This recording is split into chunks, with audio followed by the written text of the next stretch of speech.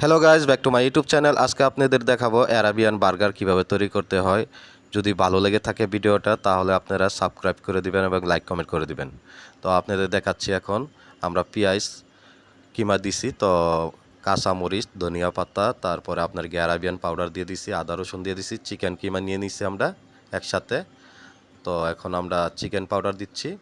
তো chicken powder দেওয়ার পর আমরা আস্তে আস্তে লবণ যা যা দরকার সব কিছু দিয়ে দিব। সব কিছু দেওয়ার পর আমরা এগুলা ম্যারিনেট করব। তো একটা জাল ছাড়া করতেছি, একটা জাল দিয়ে তৈরি করতেছি।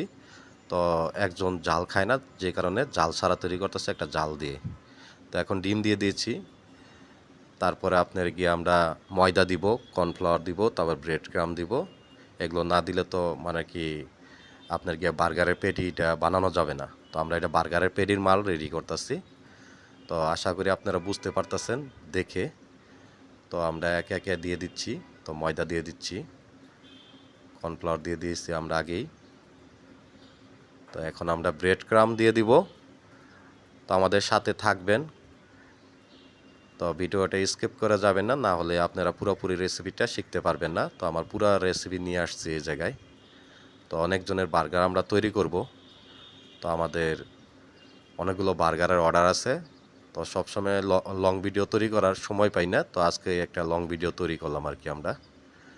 তো আপনাদের পুরো রেসিপিটাই দেখাবো, কোনো জায়গায় বাদ দিব না।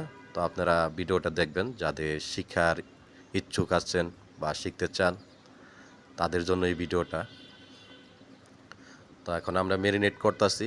ম্যারিনেট করার পরে বার্গারের পেটিটা ডুবা তেলে আমরা ভেজে নিব আর কি। তো আপনারা সাথে থাকুন, দেখতে থাকুন আমরা কিভাবে তৈরি করতেছি। তো এখন আমাদের ম্যারিনেট করা হয়ে গেছে। তো এখন আমরা ডুবা তেলে এখন একে একে ছাড়বো। তো দেখতেই পাচ্ছেন, তো আমরা এখন তেলে ছেড়ে দিয়েছি। তো ভাজা হলে এগুলো সবগুলো উঠিয়ে ফেলবো। তো এর ভিতরে আমাদের আরও কাজ চলতেছে, তো সব কাজ দেখাইতে পারতাছি না আপনাদের। এর পাশাপাশি আমাদের বার্গারের রুটি বন কাটা হচ্ছে। এই বনও কিন্তু আমরা নিজেরা তৈরি করে থাকি। তো এখন বার্গার বন কাটা হইতাছে। এটা আমরা নিজেরা ওভেনে তৈরি করে থাকি, এগুলো বাহির থেকে কিনে নিয়ে আসি না আমরা। সব কিছু আমাদের নিজের।